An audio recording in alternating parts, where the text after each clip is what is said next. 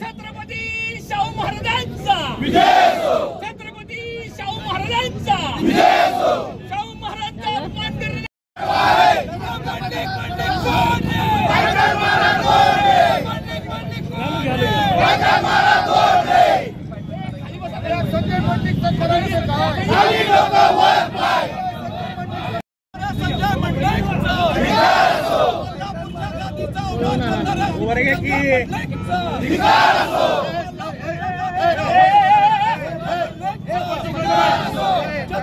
शाहू महाराजांचा अवमान करणारा संजय मंडलिकचा छत्रपती शिवाजी महाराज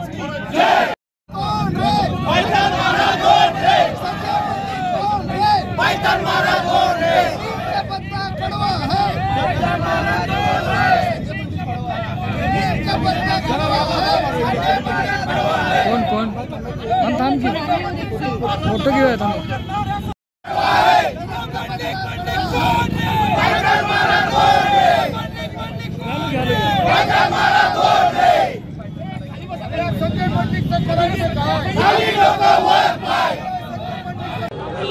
छत्रपती शाहू महाराजांचा विजय निश्चित झालाय। गेल्या 10 दिवसामध्ये कोल्हापूरमध्ये एक उत्सव साजरा केला जात आहे।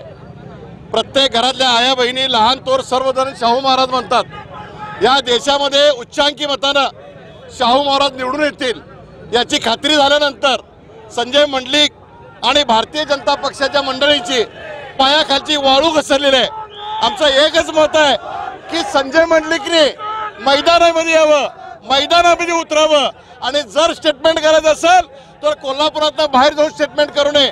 जे काय बोलायचं असेल तर हिम्मत असेल तर बिंदू चौकाजीवर बोलून दाखवावं आणि संजय मंडलिकांच्यावर भारतीय दंडविधानप्रमाणे आमच्या छत्रपती राजाजी शाहू महाराजांचा अवमान केल्याबद्दल कोल्हापूरच्या जिल्हा पोलीस प्रमुख महेंद्र पंडित यांनी त्यांच्यावर गुन्हा दाखल करून त्यांना अटक करावी अशी आम्ही या ठिकाणी मागणी करतो। आताचे शाहू महाराज हे कोल्हापूरचे नाहीत, त्यामुळं शाहूच्या खरे वारसदार नाहीत अशा पद्धतीचं वक्तव्य करून तमाम शाहूप्रेमी आणि कोल्हापूरकरांचा अपमान केलेला आहे।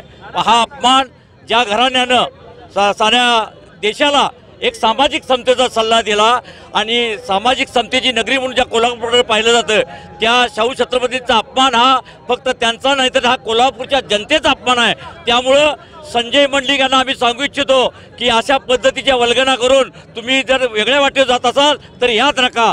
शाहू महाराजांना ज्यावेळी आपल्या प्रतिनिधी विचारलं ही निवडणूक बिनविरोध व्हावी काय, ते म्हणले अजिबात नाही, लोकशाही आहे आणि यामध्ये जे उभारणारी मंडळी आहेत ती माझे मित्र आहेत। अशा पद्धतीनं आजचा शाहू राजा हा खिलाडू वृत्तीनं या निवडणुकीत उतरला असताना सुद्धा ज्या पद्धतीनं संजय मंडलिक हे अपमान करतायत हे अतिशय भयानक बाब आहे। पण हे सांगताना मी एवढं सांगू इच्छितो, संजय मंडलिक जे बोललेले आहेत त्यामध्ये कागल तालुक्याचे मुश्रीफ साहेब त्याचबरोबर समरजित गाडगे हे सुद्धा त्याच्या प्रश्नाला सहमत आहेत का, त्यांनी सुद्धा खुलासा करणं गरजेचं आहे। त्यामुळे कोल्हापूरच्या शाहूप्रेमींची एकच मागणी आहे, तातडीनं संजय मंडलिक यांनी माफी कोल्हापूरकरांची मागावी अन्यथा रोषाला सामोरं जावं